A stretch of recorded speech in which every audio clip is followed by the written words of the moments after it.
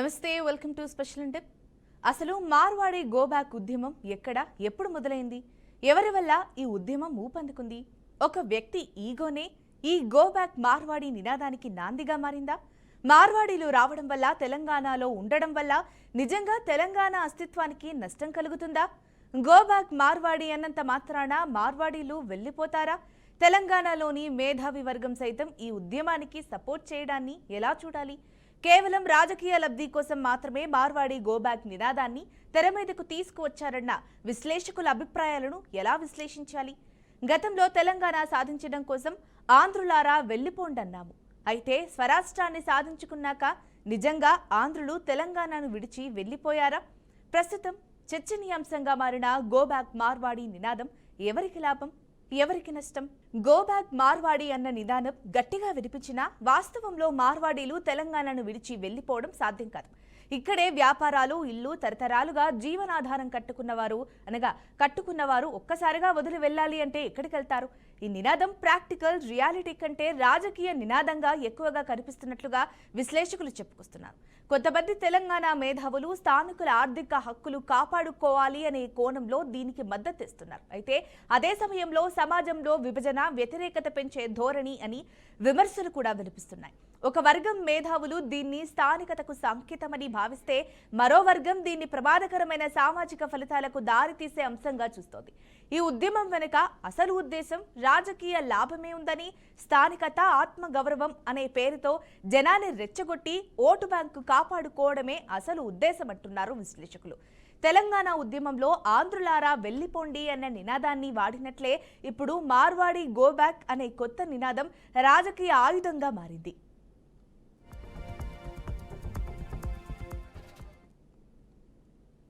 Right గా ఇదే అంశంపై మనతో పాటు చర్చించడానికి ఉన్నారు పొలిటికల్ అనలిస్ట్ బండారు రామ్మోహన్ గారు. సార్తో మాట్లాడదాం. నమస్కారం సార్.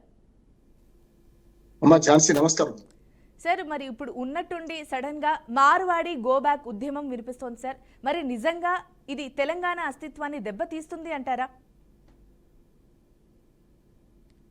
అంటే ఉద్యమం అనే పెద్ద మాట సరైనది కదా. ఉద్దేశం ఏంటంటే ఉద్యమమే కాదు, కేవలం మనకు భావదారిద్ర్యంతో ప్రారంభిస్తున్న సమస్య అంటున్నట్టు. ఎందుకంటే ఇది ప్రజల భావోద్రేకంగా మార్చే సమస్య, అంతకని ఏం లేదు.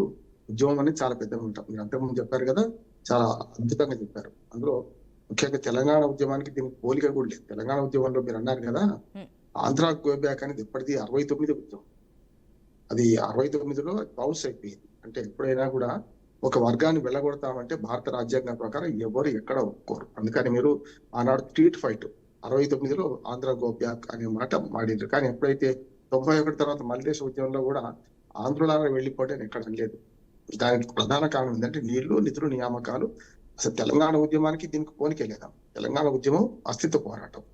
ఇదేమో కేవలం ఒక వర్గాన్ని ఇంకో దగ్గర నుంచి వచ్చిన వారిని వెళ్ళగొడతామనే మాట సరైనది కాదు. ఇది రాజ్యాంగం ప్రకారం కూడా సాధ్యం కాదు. ఒక మాట చెప్తాను ఝాన్సీ గారు.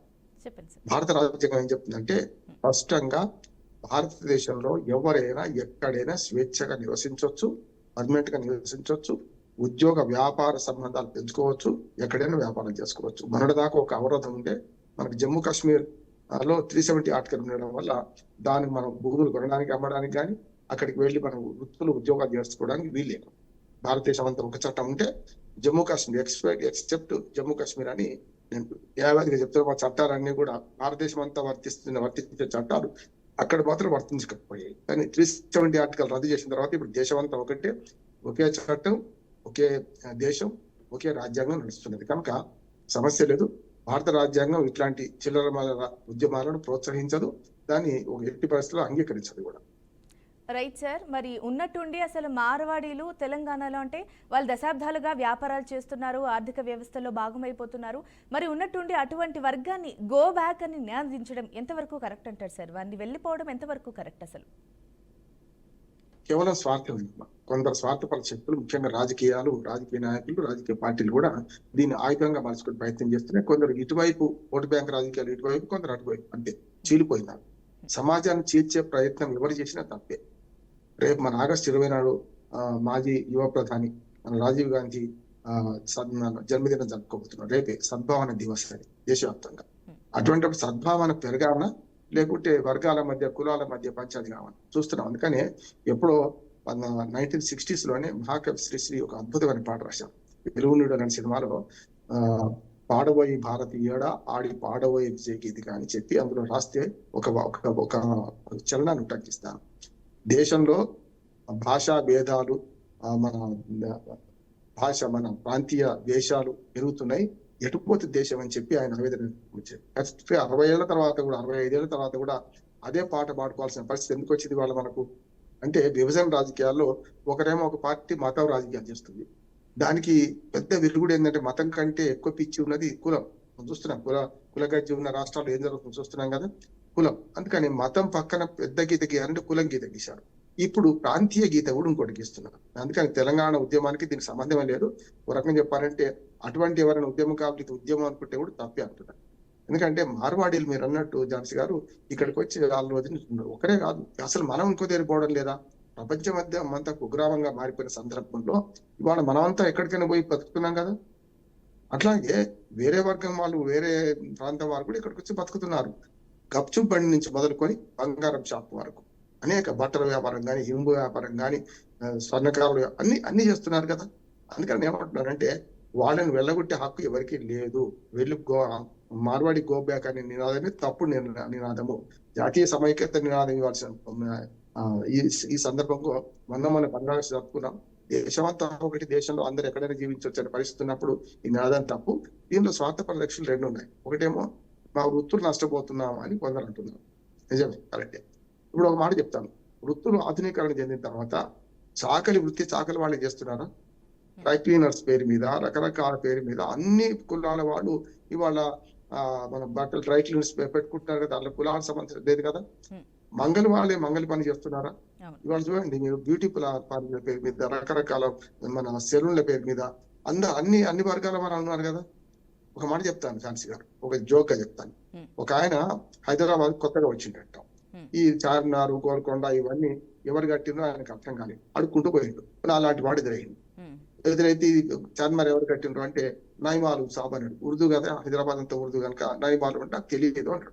ఇట్లా ఎవరిని అడిగినా కూడా కొన్ని కట్టడాల గురించి అందరూ నైమాలు అన్నాడు, తెలియక. అంటే ఆ కట్టడాల గురించి తెలియదు కదా. అప్పుడు ఆయన పుస్తకం రాసిండట, హైదరాబాద్ లో చాలా పెద్ద పెద్ద కట్టడాలు ఉన్నాయి, ఇవన్నీ కూడా నైమాలు అనేటి ఆయన కట్టించిండు. నైమాలు అంటే ఒక వ్యక్తి పేరు అనుకుంటాడు. అట్లే ఉన్నది మన పరిస్థితి కూడా. వాళ్ళు ఏమైతుందంటే మనం ఒక చరిత్ర సంస్కృతి తెలవకుండా ఇదేందో పెద్ద తెలంగాణ ఉద్యమానికి గా వస్తుందనే మాట మాట్లాడుతూ కరెక్ట్ కాదంటున్నాను నేను. ఎందుకంటే ఇక్కడ జరుగుతుంది ఏంటంటే మార్వాడి గోబ్యాక్ అనడానికి ప్రధానంగా వృత్తులు నష్టపోతున్నాయని, స్వర్ణకారు వృత్తి నష్టపోతుంది కదా అనుకుంటున్నారు కదా వీళ్ళు మార్వాడి వచ్చి.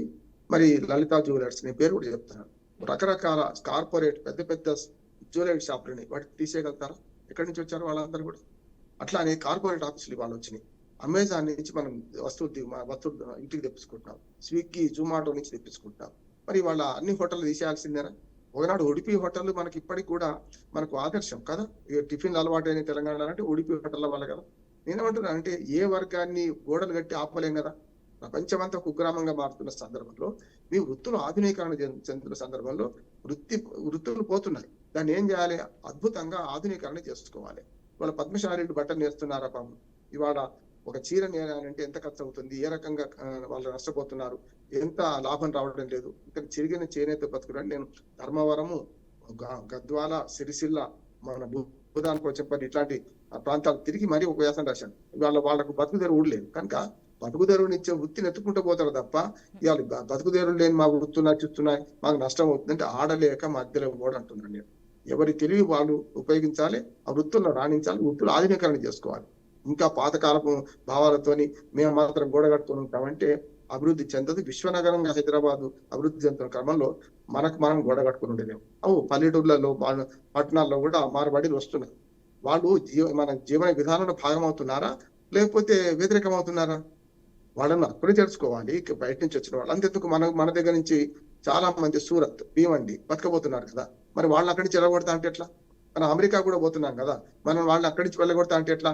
అమెరికా వాడు మన విద్యార్థులు వెళ్ళగొడితే మనం చాలా పెద్ద ఉద్యమం చేస్తాం. ఈ మేధావులు అనుకునే వాళ్ళు కుహనా మేధావులు కాకపోతే, మార్వాడి గోబ్యాక్ అనే ఉద్యమాన్ని సమర్థిస్తున్న మేము మేధావులు అని అనుకుంటే మాత్రం అంతకంటే మేధావులు ఇంకోరు లేరు అంటున్నాను. ఎందుకంటే ఇది రాజ్యాంగ సమస్య. రాజ్యాంగం ప్రకారం భారతదేశంలో ఎక్కడ నివసించే హక్కు ఉన్నది, ఎక్కడైనా వ్యాపారం చేసుకునే హక్కు ఉన్నది. ఎవ్వరు వెళ్ళగొట్టడానికి హక్కు లేదు. గట్టిగా మాట్లాడితే అట్లాంటి ఉద్యమాలు చేసే వాళ్ళను అరెస్ట్ చేసి లోపల పడేయాలి. రైట్ సార్, మీరు చెప్పిన పాయింట్లన్నీ కరెక్టే సార్.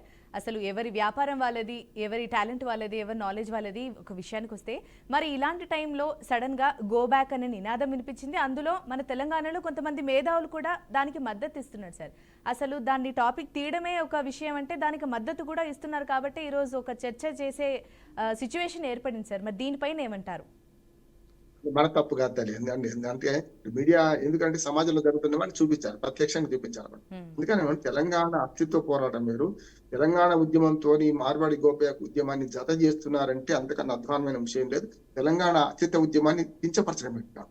నీళ్లు నిధులు నియామకాలు ఎక్కడ ఒక పాలనా పరంగా ఇప్పుడు అంతెందుకు కేసీఆర్ గారు ఆనాడు ఏమన్నారు, ఉద్యమం సమయంలో కూడా స్ట్రీట్ ఫైట్ కాదు స్టేట్ ఫైట్ చేద్దాం, మనం రాష్ట్రం రావాలని కోరుకుంటున్నాం తప్ప ఇక్కడ అభివృద్ధిలో భాగమైన వలసదారులను ఎవరిని వెళ్ళగొట్టడానికి వీళ్ళే బతుకు తెరువు కోసం వచ్చిన వాళ్ళను మేము పంపించమన్నాడా లేదా? ఆ తర్వాత 10 ఏళ్ల కాలంలో కేసీఆర్ పాలనలో ఎక్కడైనా ఆంధ్రులను కొట్టిన సందర్భం, పంపిన సందర్భం ఉన్నదా? వాళ్ళు దాడులు చేస్తున్నారు కదా మార్వాడీల మీద, మార్వాడీలు కూడా దాడులు చేస్తున్నారు అంటున్నారు. కరెక్టే. ఇప్పుడు ఏమవుతుందంటే దానికి నేరము శిక్ష ఉన్నది కదా.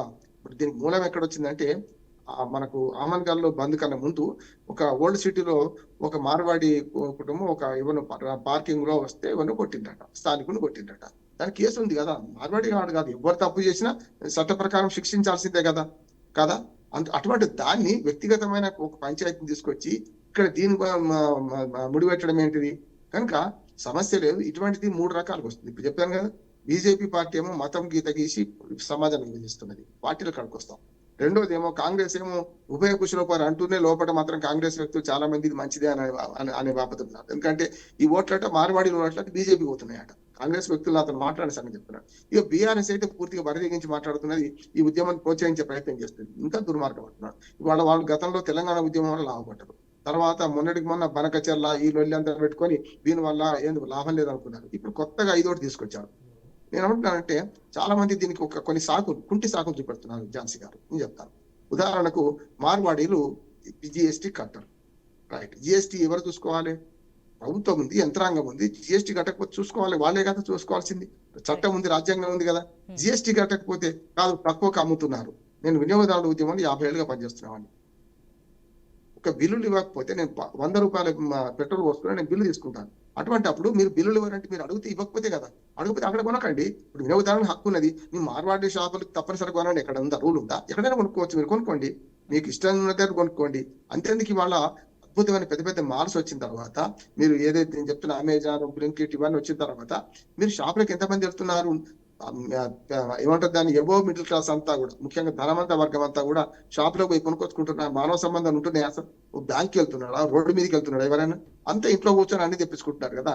అటువంటి అప్పుడు మార్వాడి షాపుల వల్ల ప్రపంచం మునిగిపోయింది, మొత్తం వృత్తులు బంద్ అయినట్టే తప్పు అంటున్నాను నేను. ఒకవేళ వాడు నకిలీ వస్తువులు అమ్ముతున్నారు అనుకోండి, మీరు సరైన వస్తువులు అమ్మండి, మీ దగ్గరికి వస్తారు. నకిలీ వస్తువు అయితే తొందరగా చెడిపోద్ది కదా. అంటే ఏమీ లేకుండా అంటే మమ్మల్ని నష్టపరుస్తున్నారని ఒక వర్గం మీద కక్ష పెంచుకొని, నేను మార్వాడీల మద్దతు కాదు, నేను రాజ్యాంగం ఏం చెప్తుంది, మన మానవత్వం ఏం చెప్తుంది, మనిషి ఏం చెప్తుంది చెప్పుకుంది అంతే తప్ప మార్వాడీలు మంచోళ్ళు చెడ్డోళ్ళు మనుషులందు అందరూ పురుషులందు పురుషులు వేరయ్యా విశ్వదాభిరామి ఇరవేమన్నారు. అంతట్లా మంచి ఉంటది, చెడ్డ ఉంటది. మీరు వృత్తుల్ని కాపాడుకునే క్రమంలో వృత్తులు ఆధునీకరణ చేశారు. నేను చెప్పాను చాకలి మంగళి వృత్తులు ఇవాళ వేరే వాళ్ళు చేస్తున్నారు కదా. ఒక ఆయన కొత్తగా హైదరాబాద్కి వచ్చిండేది ఇట్లాగ నేను చెప్పిన నయమాలు సాబ్ లాంటి వాడి వచ్చి ఏం చేసినట్టు అంటే అన్ని చూస్తే బోర్డులన్నీ స్వీట్ హౌస్ బోర్డులు అన్ని కూడా స్వీట్ దుకాణాలన్నీ కూడా రేట్ల పేరు మీద ఉన్నాయట. పుల్లారెడ్డి స్వీట్, మల్లారెడ్డి స్వీట్ అట్లా ఉన్నాయట. ఆయన ఒక వ్యాసం రాసిండట. హైదరాబాద్ లో అంటే తెలంగాణ రాష్ట్రంలో రేట్లు ఏం చేస్తారు, వ్యవసాయం చేస్తారు. జనరల్గా కాపులు రేట్లు వ్యవసాయం చేస్తారు. ఆయన ఏం రాసిండట, నువ్వు ఫైండింగ్ ఇచ్చుకున్నాడు ఆయన. కానీ ఎందుకంటే అన్ని రేట్ల పేరు మీద స్వీట్ షాపులు కనపడ్డాయట. ఏం చేసిండు ఆయన, రేట్లు అంటే స్వీట్ దుకాణాలు నడుపుతారు అని రాసిండట. అట్టే ఉంది మనది కూడా. వాళ్ళ మార్వాడీలు అంటే విభిన్న రంగాల్లో ఉన్నారు. అవును, హార్డ్వేర్ షాప్ అమ్మితే మీకు నష్టం ఉంది. వాళ్ళు మోసం చేస్తారు, మోసానికి విరుగుడు ఉంది కదా. వాళ్ళే మోసం చేస్తలేరు, వ్యాపారులందరూ మోసం చేస్తారు. అందుకని గురజాడ అప్పారావు గారు, ఝాన్సీ గారు ఒక మంచి మాట అన్నారు, పూలు స్పర్ధలు విద్యలందే వైరములు వాణిజ్యం అందే అన్న. వైరములు వాణిజ్యాల వైరం ఉంటది. నా దుకాణం బాగా నడవాలి, నా హోటల్ బాగా నడవాలి ఉంటది. కనుక ఎదుటోని మీద దుమ్మెత్తి పోసి వాడిని నాశనం చేసి నేను బాగుపడతా అంటే ఎట్లా? నువ్వు అంతకంటే నాణ్యత గల వస్తువు. అందుకనే మహాత్మా గాంధీ ఒక మంచి మాట, మీరు పుల్లారెడ్డి స్వీట్ హౌస్ దగ్గర పోతే కనపడుతుంది. వినియోగదారుడు రారాజు, వినియోగదారుడు మనకి అతి విలువైన మనకు కస్టమర్, వారిని గౌరవించాలి, వారిని ప్రేమించాలి అని రాశాడు. మీరు వ్యాపారాలు పెట్టుకొని ఇతర వ్యాపారస్తులను వ్యతిరేకించు వాడిని ఇంటికి పోమనంటే మిమ్మల్ని కూడా ఇంటికి పోమంటారు. గుజరాత్ లో ఉన్న తెలుగు వాళ్ళు ఇంటికి పోమంటారు, సూరత్ లో మన వాళ్ళు ఉన్నారు, పంపిద్దామా? అందుకని ప్రపంచమంతా కుగ్రామంగా మారిపోయిన సందర్భంలో ఎవరు ఎక్కడ ఉండాలని తెలుసుకునే హక్కు ప్రజలకు ఉంటది తప్ప ఇటువంటి సమాజాలకు ఉండదు. అందుకని మార్వాడి గో బ్యాక్ అనే నినాదమే తప్పు, రాజ్యాంగ పరంగా చెల్లదు. ప్రభుత్వం కూడా దీన్ని చూస్తూ ఊరుకోవాల్సిన అవసరం లేదు. ఇది పెరిగి పెద్దదైనట్టు ఇంతిస్తాయి వటుడింతాయి అన్నట్టు వేరే ఉద్యమాలకు జత చేస్తున్నారు. స్థానిక కక్షదారులు, స్థానికంగా కక్ష పెంచుకున్న కొందరు వ్యాపారులు ఇంకో వ్యాపారం వర్గం మీద దాడి చేయడం తప్ప ఇంకొకటి ఏం లేదు అంటున్నాడు. Correct sir. Right sir. మొత్తంగా అసలు మార్వాడి గో బ్యాక్ అనే దాని గురించి చక్కటి విశ్లేషణ అందించారు sir. Thank you so much. చూశారు కదా, ఇది వాటి స్పెషల్ డెప్త్. చూస్తూనే ఉండండి బీఆర్కే న్యూస్ తెలుగు సత్తా.